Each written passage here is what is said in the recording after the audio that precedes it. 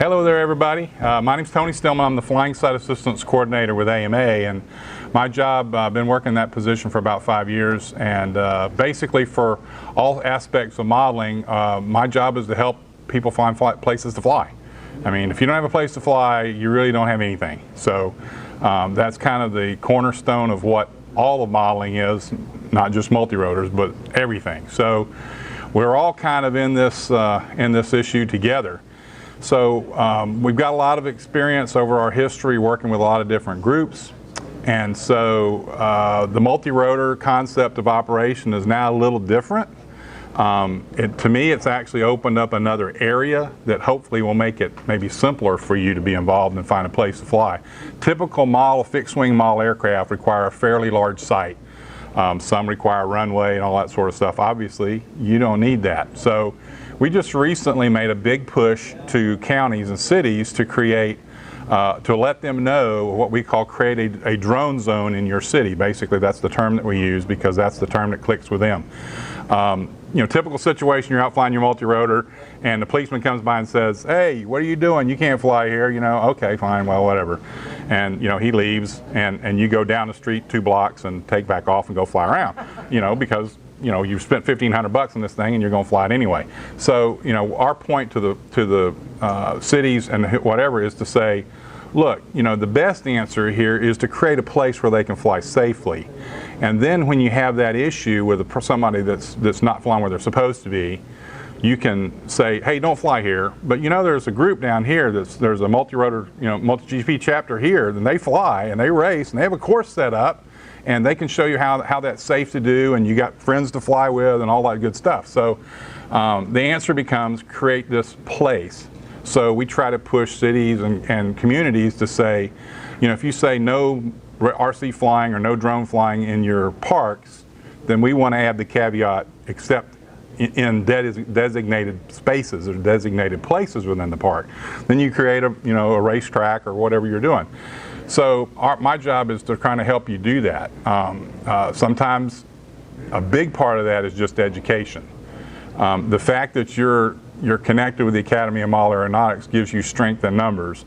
Obviously, as Rich spoke about earlier, our connections with the federal government help, because now you can say with the fact, you know, you're part of this organization. We are an organization that the FAA recognizes and understands, and you're part of that group. And that strength in numbers helps all of us as modelers.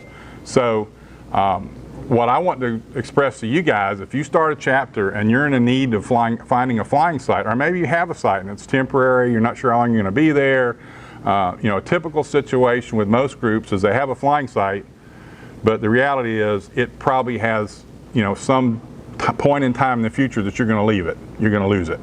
We have a lot of really good connections with the federal government. We have a memorandum of understanding with the Environmental Protection Agency.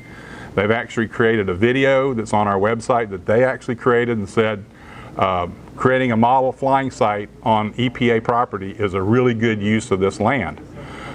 So we have some programs that I work with to help find those sites, and we actually have an interface group that will do all the work for you as far as finding out whether the remediation process that was done on that site. What's your phone number? I connect with them directly. Okay. So the phone number is 1-800-I-FLY-AMA and ask for Tony at extension 230. So my job is to help you do that. So if what I would say to you, we can give you a point on EPA. You can just do a search on EPA Superfund sites on Google, and it'll take you to a website where you can actually look in your local area by region and then by state. It'll show you any Superfund sites in that area. You can look through that, and if any of those look good to you, you can Google Earth them or drive by and take a look.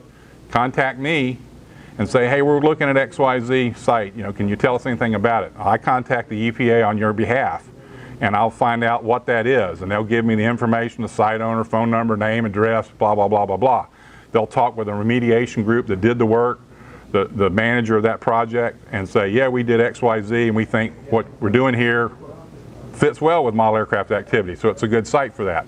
And that gets you in the door to go walk that site. See, is it physically, you know, good for that? And reality-wise, for For this activity, a very small site is suitable. You don't have to have 2 miles long. So, a lot of these sites we're looking at are trying to get 60, 80 acres because that's what we need for a model airplane field. You guys don't need that. So that opens up a whole nother world for you. So if we can make that connection for you, then we go back to that chapter group and say, okay, here's a connection point, here's whatever, go talk with them. They're expecting to hear from you. You can go set up that meeting and talk with them about that. And then we can use our resources here in this office to help provide you with PowerPoint presentations that clubs have used to talk about the history of AMA, our insurance policy, what that's done, how the EPA sees that. Even if you're dealing with a local community that's closed the landfill, it's not an EPA land site, but it's a closed landfill that they can't do anything with. It's just green space. You can go back to this video and say, hey, you might not know what to do with it, but EPA uses these Superfund sites for model airplane fields. Hey, why can't we do that? Instead of building another soccer field to go on with the 800 others that you have in this town, why don't we actually make a model airplane a multi-GP site? So that whole process we can help you with, and we have the background information and documentation that we can provide to you. The legwork, doing the work on the ground still is left up to you. You need to make those connections. But the fact that you're if you become a chartered AMA club, and it's just what we refer to them, you call them chapters, but as a chartered AMA club, you have the right then to purchase a $2.5 million primary liability policy, naming the site owner as the covered person. So now you can go back to that site owner, whether it's farmer, city council, whoever, and say, oh, by the way, we can cover you. We got a $2.5 million policy that covers you as the site owner. You as an AMA member are covered $2.5 million individually, but now you can provide that coverage for the site owner. So that usually opens the doors to a lot of people that don't have that capability to provide that insurance coverage. And in today's world of litigation, you really just have to go down that road. So all that becomes available to you as an AMA chartered club, and one of the things that you gain as an AMA member. And that's what my job is here, to help you to do that. So one of the big things I would want you to push through to all your chapters and people that you fly with and races you go to, say, hey, if you got flying site issues, AMA has a guy that does that. We'll be glad to help you go through that and see what we can do. So, yes, sir. Okay, so I'm in Dallas, and we about 6 months ago got our AMA chartered, and we do not have a field as of yet. But what I was wondering about was the insurance, the site owner insurance. So, like right now, I have the city of Colleyville who wants me to come and do a race for them. Sure. Can I utilize the site ownership insurance as my coverage, although it's not my site? It depends on, that's a good question, because I do want to offer several things. We have clubs that have multiple flying sites even, or they may do an event at the county fair. And so they're flying at the county fair, not at our normal field. So you can purchase 2-day or 3-day or event-long specific certificates for insurance for like $20. That gives you $2.5 million for that 3-day weekend that you're going to run a race over here, not with your regular site. Now that liability, the year liability insurance only costs you $80 for a whole year, for at $2.5 million for that site owner. So you could do multiple events, with the city or whatever you want, and we can provide that insurance coverage for you. So that helps too, to be able to say, yeah, we can come and support your event, show you what drone racing is all about. You've never seen it before. Oh, by the way, we can provide insurance. What that does, and the big thing that I try to preach to all of our clubs, airplanes, helicopters, it doesn't matter. The most important thing that you guys can do is become an asset to the community. That is the number one thing you can do. You're having a lot of fun. Just think about all the opportunities you have dealing with the people that you deal with. The things that you bring to the table, the educational side of things, from robotics, all this was talked about. You know what all this is involved, how much fun it is, but also how much you learn from doing it, how much you learn from your peers. You talk to a STEM interested instructor at a high school or whatever and say, hey, why don't we talk to you about drones? It could be, maybe it's not really racing, maybe you're going to put together a project and they're going to build one, and you're going to show them all about this, show them about how to work the technology. Those kind of things, you can go back to that city council and go, that chapter showed up and they worked with our kids and that was really good.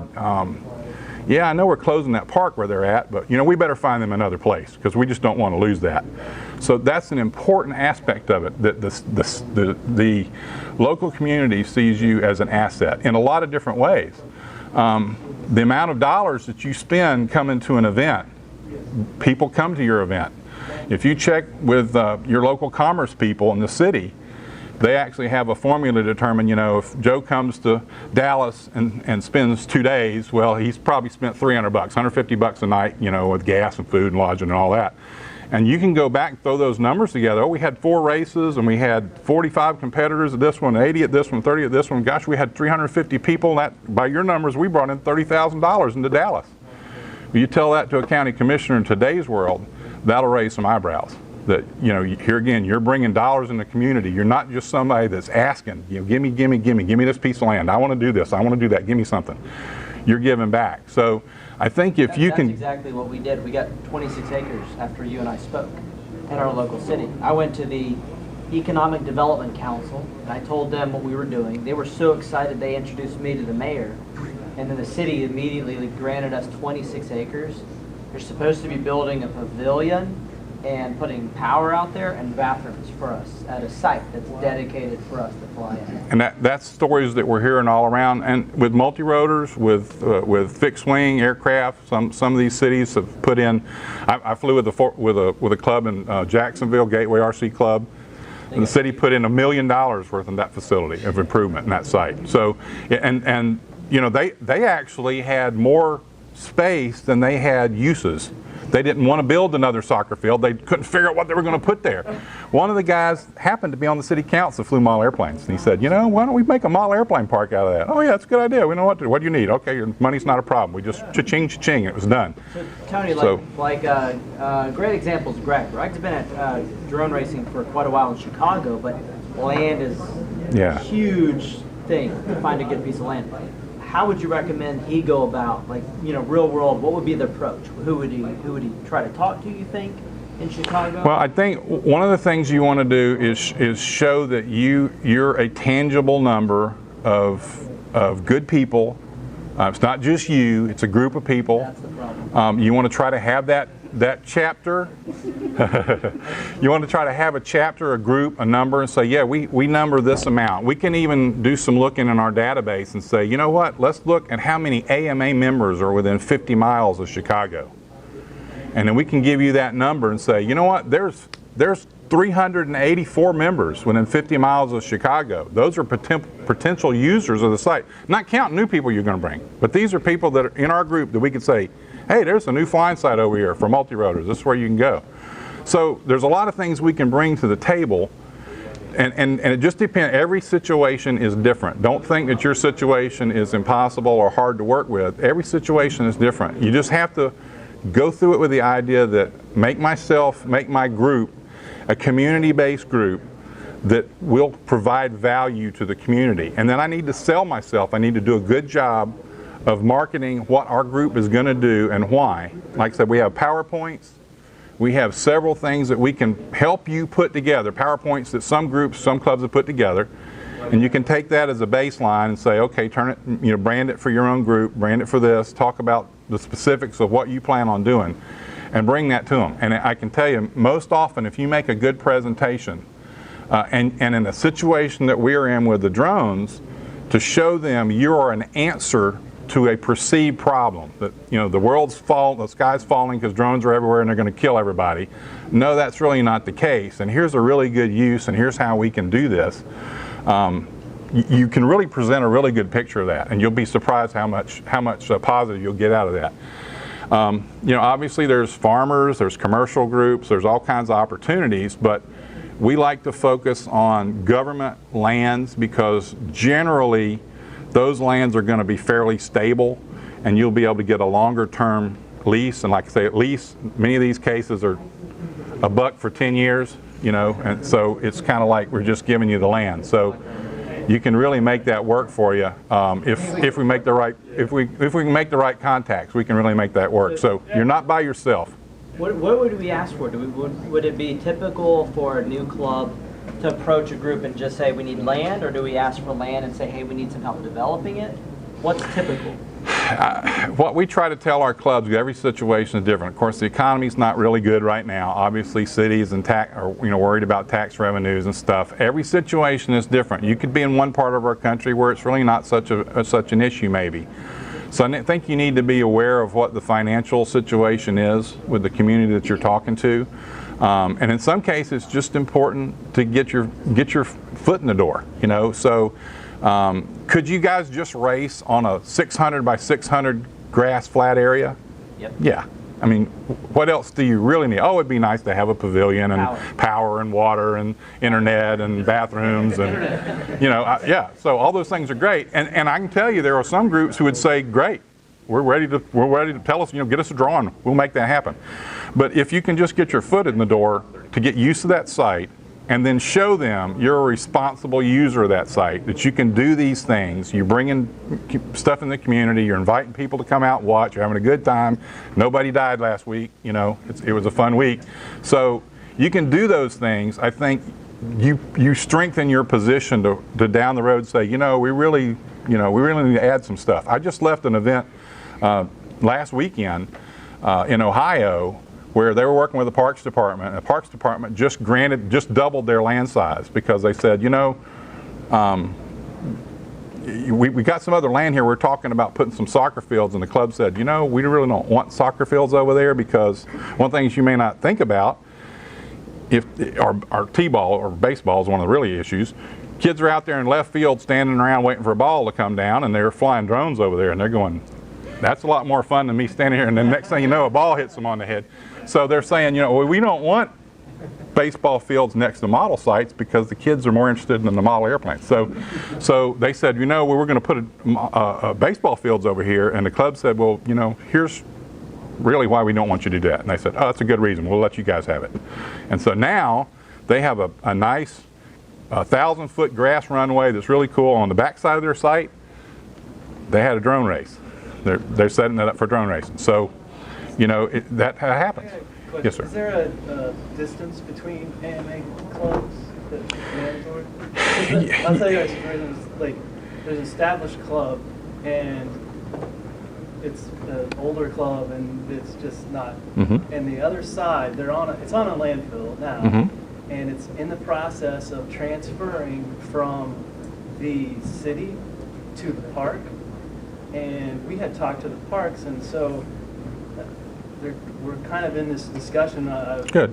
At the same time, and we kind of want to have our own thing over there, mm-hmm. but they already have an established field there. Mm-hmm. Is that? We have a 3-mile rule, but it really goes back to the old 72 megahertz days when we had analog channels doing with what we're doing. That we needed to have separation, right, so we wouldn't interfere with each other. But we also have a process where a club can say we'll be spread spectrum only, and if you sign a sheet to us say we're going to be spread spectrum only, then that goes away. We don't need to have that separation anymore. So we have multiple clubs sharing a site, and you could have multiple clubs sharing an area, like say with a landfill. You have an agreement. The club fixed wing field is over here. Here's our runway, and the MultiGP site is over here. They're not overflying it. It's 2 separate areas, and there's no reason you couldn't coexist. Perfect. So that's not an issue for us at all. So is the approach to contact you guys to initiate what's the best area to maybe approach the government officials, or should we be approaching city councilmen? Or? Well, I would say the thing for us, the biggest thing we can help with is on an EPA site. Yeah. So I would provide guidance to you first to say, okay, go to EPA.gov and do just a search on Superfund sites and see where they are. They might not be any close to you, but they might be. If there are, then we can do an interface for you. But if you know a farmer's field, or hey, this land's over here, you can get on Google Earth and figure out, yeah, this looks pretty good, or it's city park land, or you don't have anything involved, then one of the things I would do is, talk about your club, talk about your guys, see what you want to do as a group. Say, yeah, we're interested in doing this. Here's how we're going to present this thing. Let's go talk to what I would say first would be the city councilman person, whoever that is, that runs that particular district area where your where the site is for your field. Go find out who that is. talk to them, bring them out in the field, show them what you do, show them how much fun it is, show them what you're doing, how you're doing all this, and what the plan is. Get him or her on your side to start with. And then you can make a presentation to the city council with him or her sitting there going, yeah, I've seen what they do. It's a really good thing. We ought to talk about it, And then if you run into any kind of issues or concerns, there's questions about FAA. Well, we've heard they're not legal, or what you can do, what you can't. Oh, we got cameras on it. They're going to be watching my kid over there, or peeping over the window. All those questions get asked, and you should be able to answer those, and we can help you to do that. So I think it just depends on what land you first spy and say, this looks pretty good for us. Maybe we ought to talk to somebody, who that is. And then I would say use us as a resource. Give me a call and say, hey, we just found this piece of land. Maybe we're not sure what to do next. What should we do next? I can give you a couple of PowerPoints or some handouts that you could say, okay, we're talking to Farmer Joe over here, and we need to say, how would this work? And we can give you some things. Obviously, we've been doing this for 80 years, helping clubs find and retain and replace flying sites. So as Rich said, this is the same as anything else. So we can help you, and we have a lot of history to do that. I'd kind of like to give our story real quick. Like I said earlier, we've been an actual AMA chartered club for going on 7 years now. We started as helicopters. And there's actually, we're from Oklahoma City, and there's, 6 local AMA clubs? I mean, I think we have like the most per. Yeah, you do have a bunch over there. The city told us, nah. Yeah, we called the city and they said, we've got already 2 in our parks. Why would we need a 3rd? Well, we're helicopters. And they're like, oh, well, we got 2, so go there. So it's all about who you know too. Talk to the people, in your chapter. Have them talk to the people they work with, interact with. This guy does phone systems, and he did phone systems for a construction company. And was talking to them and said, hey, would you have to have some land that we could lease to put a flying site on? And they were like, yeah, we got 60 acres out here, and we got 20 here in the middle of town. We're like 5 miles from downtown Oklahoma We're City. half a mile from Walmart and McDonald's. Yeah. And we got like 20 acres. Of course, it was full of trees, but they were like, yeah, we bought this back in the 60s to harvest sand out of, but we hadn't got to it yet. Y'all can. So we lease it for $100 a year. Right. I mean, 26 acres. and like I said, it's 5 miles from downtown. So, just talk to people. There's a lot of sweat equity in it. Oh yeah. Oh yeah, sure. It's not, it's, Yeah. he was talking about, finding Cut down places trees. with big, open areas and 2 miles, but yeah. Ours is 100% trees. We hopped the fence, crawled on our hands and knees to the trees, looking for that. All open field, that wasn't one. Yep. Yeah. We had to make it. So it took us, we started with trees in, May? And by August, it was carpet grass. So, I mean, it just takes a little work and a little talking to people, using your network, using the network of your members. Yeah, and I was going to say that's probably the strongest thing that you guys have going that's different from some of the other groups is you guys are really good at networking. So you know how to pass this information around. Say, hey, we're looking for something. You guys know, like I said, know somebody who knows somebody who knows somebody. It really can pay off. It's just when you get to that place, we can help you with that presentation in case you're not sure what to do. So, that's what I do every day. And you guys are now part of the same family. So, take advantage of what we've learned, and we can help you with that. And like I said, every story's different. So don't feel like my situation will never work or whatever it is. Every story's different. There's harder nuts to crack someplace. California's a big problem. There's hard to get land. It's hard to get land down and towards Miami. They don't make any more down there. New Jersey, Northeast, there's a lot of problems. There's just not a lot of space left. So working in those areas can be difficult. The advantage you guys have is you don't need 60 acres. You can work in a small area, and that opens up a lot of opportunities that our other modeling groups don't have. So. Let's do one more if anyone has any questions. Yes, sir. Hey Tony, Craig Noverson. Yeah, good. I'm going to give him a little bit of a plug. This guy has more competition experience in terms of running competitions than I think this whole room combined. Why don't you give us your resume on running competitions? Well, I've been flying since 1971. Got involved in competition in 1976.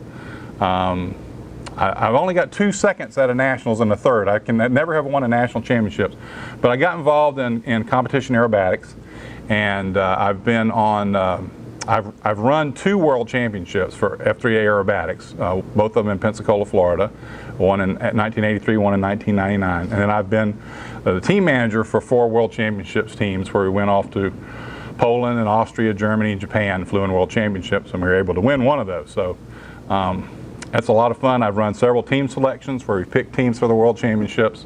And now I'm kind of, as technical director, I kind of help to direct competition here at AMA. So I feel like it's something I can kind of give back. And competition has just kind of been my life. I love competing. It's something I've always done. I've met people around the world that I can call my friends. And just, you know, you just meet some of the best people you ever could meet in competition. And that's a lot of what we do is social. It's the same thing, you know, you might not be a model airplane person, and you go to some flying field and there's 17 dudes there that are 75 and 80 years old and they're sitting back and talking. But that's because they got 50 years of model flying between them, and they can talk about all the social activities and all the nights they went out drinking together and they had a good time. All that stuff, you know, is from a lot of years. So the social bond that you make here is lifetime, and it's just a great thing to do. And so that competitions, you know, I guess I can say baseball's been very good to me. Well, you know, model airplanes or radio control's been really good to me, so I appreciate you saying that. But so in some extent, experience with competition, I think does help me to be able to help you guys, because I understand what a racer's looking for. I understand where Chris comes from an organizer and what you're trying to do. I understand from a manufacturer side, I still repair radio control systems. I've been doing that for 30 years. If you interface with the office here, these people are here to help. We're all about it. That's what we live and eat and breathe. So just use me as a resource. I'm here to help, okay? Thank you. All right.